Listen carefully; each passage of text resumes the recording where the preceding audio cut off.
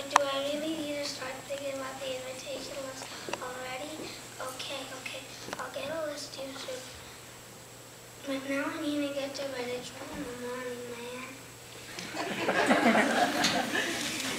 Robert Allen Zimmerman, Bob Dylan, can invite anyone to a party. Who would it be? I'm a poet, songwriter, and singer. A few of my songs have been anthems for the civil rights and anti-war movements. It's been 5 decades and I'm still performing. Yeah, man, come on. We're here to celebrate your birthday. Don't you remember inviting us? Break another piece of my heart now. Let me introduce myself to all of you. I grew up in Oiltown, Texas. I love music and started singing in church choir at an early age. I blazed the trail for many women in rock and roll. I was a member of many bands, and I even performed at Woodstock.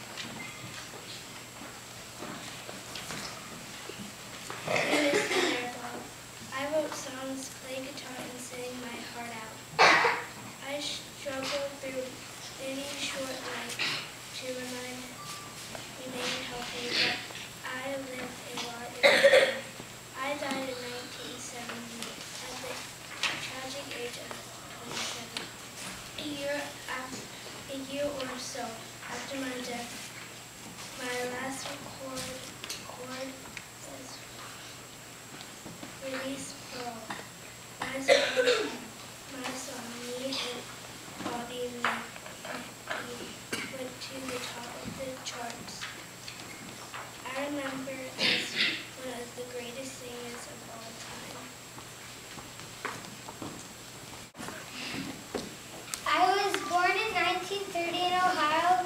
Before I became an astronaut, I was a United States Navy pilot. Then I became a test pilot, performing over 900 flights in an experimental aircraft. My first space flight was in 1966 aboard Gemini 8.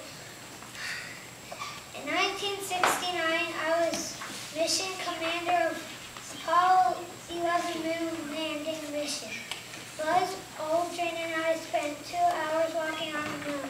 I spoke those famous words that one step for man and one giant leap for mankind. Infinity and beyond! Had you been alive during my time, you might have enjoyed my phonograph, a device I developed to record and reproduce songs. I was known as the Wizard of Menlo Park. I was a businessman, a scientist, and one of the greatest inventors in history. Perhaps you've heard of the light bulb. Yep, that was me. There are over 1,000 U.S. patents in my name. The secret to my success was never giving up. In fact, I am known to have said, genius is 1% inspiration and 99% perspiration. I know all about perspiration or sweat. As a dancer, I endured intense sweat.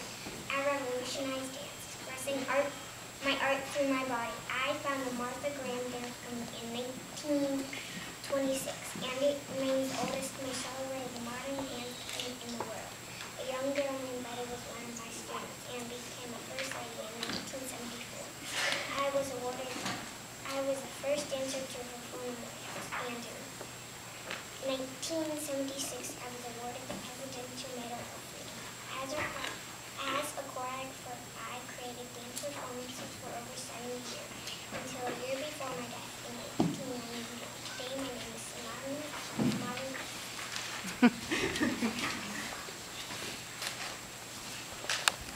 You could say that I helped to pave the way for many modern dances. My birthday is 3 days before yours, Bob, but I was born in 1877 in San Francisco. My father was a baker, but his bank closed and we did not have much money. My mother was a pianist and music teacher. When I was 4, I began my career of dancing for money on the streets to help my family. By 6, I was teaching neighborhood kids to dance.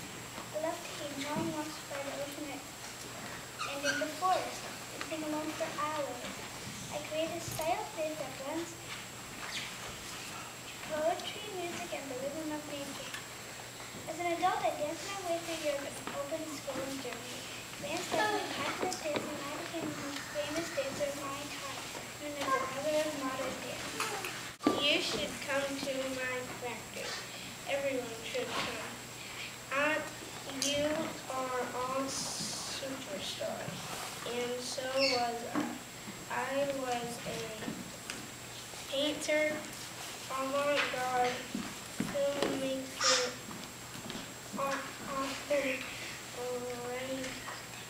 and producer, and New York party goer. I was a leading figure in the pop art movement. Some of my most famous and well-known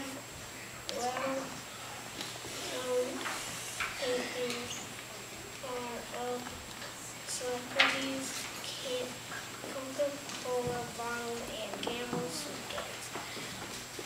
There are two museums dedicated to me and my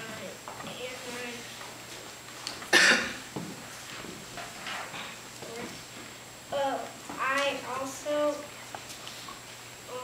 coined the phrase 15 minutes of fame. Would you like a pen? It's autographed. I am known as the father of our country. I grew up riding a horse to school, but I did very well in math, but I had a hard time spelling. I am also known for my honesty, but no one knows if I really cut my father's cherry tree down, said the famous words, "I cannot tell a lie," does make for a good story. I also wanted to be a soldier and became a strong motivator and leader.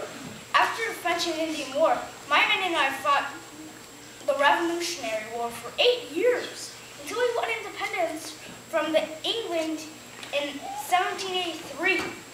I was elected as the first president of the United States and served 2 terms. You were not the only president known for honesty. I was often referred to as Honest Egg. I grew up in Indiana, just east from Ohio. I enjoy learning and going to school. I wanted to be a lawyer, but could not afford college. So I taught myself laws. I was elected to the House of Representatives in 1846. The House of Representatives helped to make laws for our country. In 1860, I became the 16th president. I signed the Emancipation Proclamation freeing the slaves. I wanted to help our country unite after the Civil War. But I didn't get the chance because my life ended by John Bull's Goose. I was watching a play. I didn't accomplish much in my 56 years. Well, I've definitely enjoyed more than 15 minutes of fame. I've been dead for almost 200 years. My contributions to this country are still recognized. I accompanied the Lewis and Clark expedition to the Pacific Ocean. As an American Indian from the Shoshone tribe, I played an important diplomatic role between the explorers and the other native tribes. I served as an interpreter, scholars still argue over my exact year, as well as the correct pronunciation of my name. I also have dark one ending in my name. I may not be on time, but Disney did make a movie about me. Disney makes cheesy movies about him. Everything made about him. Thanks, Georgia. As I was saying, I was born in the late 1500s. My father was a Virginian Indian, so that practically makes me a princess. I befriended the English settlers at John Smith even credits me for saving his life. I later married colonist John Wall, and we moved to England. Many notable Americans are direct descendants of mine, including two first slaves. Lastly but not least, Neil Young recorded a song about me. Guess he didn't get invited. Well, Ray Charles and 50 other singers sang about having me on their minds. Like Martha Graham was also awarded the Presidential Medal of Freedom by President Gerald Ford for my artistic contributions. I painted flowers close up as viewed through magnifying glass. The Southwest also inspired me in many of my most famous paintings. It featured its beautiful landscapes, flora, and even animal bones found there. I died in 1986 at the age of 98. I painted until just a few weeks before my death.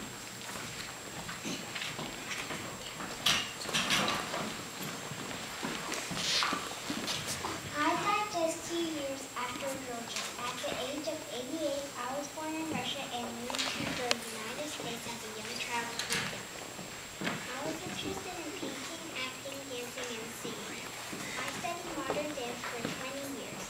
I admire Martha Graham so much that I created a sculpture for her. I studied this great artist, serving as a sister in the age of our era. I am well known for my using creative found objects. I have been called the leading sculptor of the 20th century.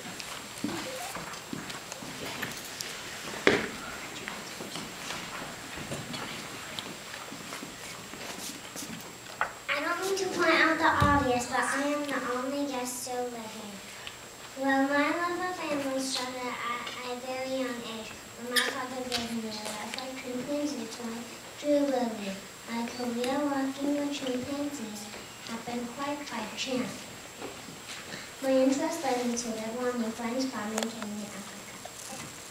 I discovered I had an interest in talk with Louis Leakey, a Kenyan archaeologist and paleontologist, and he made me his research assistant. I later got my PhD in anthropology as animal the study of animal behavior. I discovered that chimpanzees make tools and display emotions for 78 years now. I can make to use it as their body.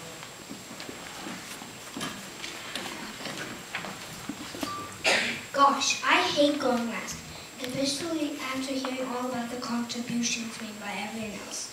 What if people didn't think I accomplished much? Well, let's see. I was born in 1706 and was one of the founding fathers of the United States. I was an author, printer, politician, scientist, inventor, satirist, statesman, and diplomat. I served as the first United States Postmaster General. I was a man of many inventions, but never patented them. As I wanted them to be used for the betterment of all, I invented bifocals and I performed some silly experiment with a kite and a key and lightning. I played instruments and wrote music. I was a pretty good chess player, which was an all-around good guy. I've been on a few postage stamps, and I might be on some money. I guess you could say that my knowledge was pitifully broad.